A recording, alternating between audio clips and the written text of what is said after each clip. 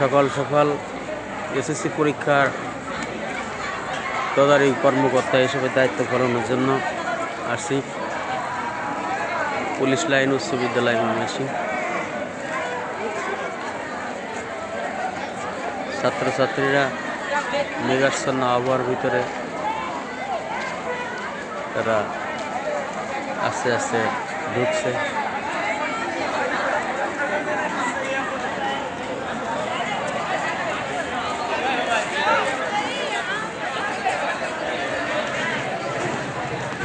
আইন শৃঙ্খলা বাহিনীর সদস্যরা আছে এখানে। এটা পুলিশ লাইনের স্কুল, এই পাশে পুলিশ লাইনের অফিস, আর এটা বিশাল ভবন। ওয়ালাইকুম আসসালাম।